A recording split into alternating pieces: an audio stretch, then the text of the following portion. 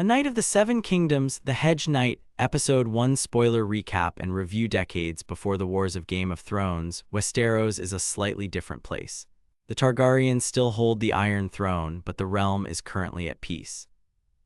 A Knight of the Seven Kingdoms zooms in from the grand political maneuvering of its predecessors to focus on the dirt, the rain, and the small folk. This series premiere introduces us to a wandering hedge knight and his bald squire. It sets the stage for a buddy comedy wrapped in fantasy armor, trading dragons for tourney lists and existential dread for immediate physical needs, such as food, shelter, and finding a lord to vouch for you. A Knight of the Seven Kingdoms, The Hedge Knight, the recap. Under a heavy downpour, Sir Duncan the Tall, Peter Claffey, better known as Dunk, stands over a fresh grave. He delivers a clumsy eulogy for his mentor and father figure, Sir Arlen of Penetry, before burying him in the mud. Dunk is left with nothing but 3 horses and a vague ambition to become a protector of a nearby kingdom. The show immediately establishes its distinct tone. Somber reflection is cut short when Dunk violently shits himself under a tree. Dunk arrives at a nearby village to clean up and regroup. He encounters a bald, precocious boy named Egon Dexter Saul Ansell, or Egg. The boy asks Dunk to take him to a tournament at Ashford Meadow, insisting that every knight needs a squire. Dunk, skeptical and broke, tosses the boy a copper coin and rides off alone. He heads to Ashford to enter the lists, but he hits a bureaucratic wall. He needs a knight or lord to vouch for his noble standing. While waiting for the High Lords to arrive, Dunk wanders the encampment. We see the squalor of peasant life in contrast to the lavish festivities of the highborn. He attempts to secure a voucher during a dinner event. He approaches Sir Lionel Baratheon Daniel Ings, the Laughing Storm, and the two share an evening. Dunk pleads for Lionel's help, but the highborn knight ultimately brushes him off. Desperate, Dunk corners Sir Manfred Dindarian outside, begging for mentorship by recounting how Sir Arlen once took a wound for the Dindarian house. After a fruitless night, Dunk returns to his campsite to find Egg waiting for him. The boy refuses to leave.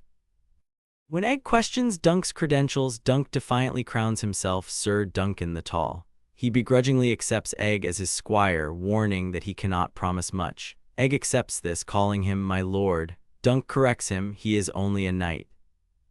Under the night sky, Egg points out a falling star. He notes that the other knights miss the omen because they are sleeping under silk tents while he and Dunk are the only ones looking up. Is the A Knight of the Seven Kingdoms episode, The Hedge Knight, worth watching? For a viewer completely unburdened by Game of Thrones knowledge, A Knight of the Seven Kingdoms is a fascinating beast.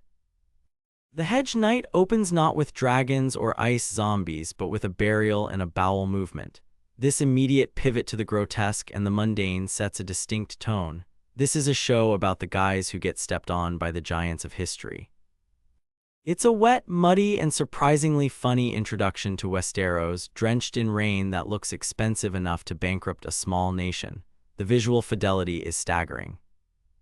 The depth of field and the tactile reality of the weather create a world that feels vibrant and lived in, distinguishing it from the sterile, green-screen look of many modern fantasy epics. The narrative itself is deceptively simple. A squire buries his knight and tries to enter a tournament.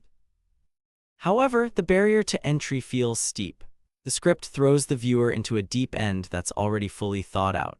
You're bombarded with house names like Targaryen, Baratheon, and Dindarian, along with a parade of haughty lords that leaves you wondering who matters and who's just background noise.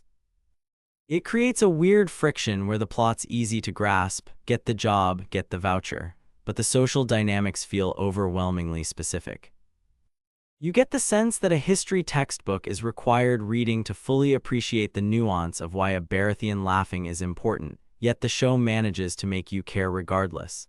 Much of that success rests on Peter Claffey's shoulders. As Dunk, he isn't playing the typical stoic hero. He's a simple guy reacting to a complex, rigid world, and that friction generates genuine humor. Claffey anchors the show with a clumsy charm that plays perfectly against Dexter Saul Ansell's innocent Egg. Their dynamic is the heartbeat of the premiere, proving that you don't need dragons to make fantasy compelling. While the dense lore might induce some head-scratching for the uninitiated, The Hedge Knight is a journey worth taking.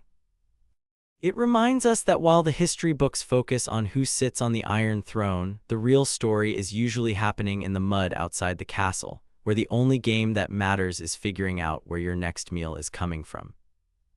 A Knight of the Seven Kingdoms premiered on Sunday, January 18 on HBO. The Hedge Knight aired on January 18.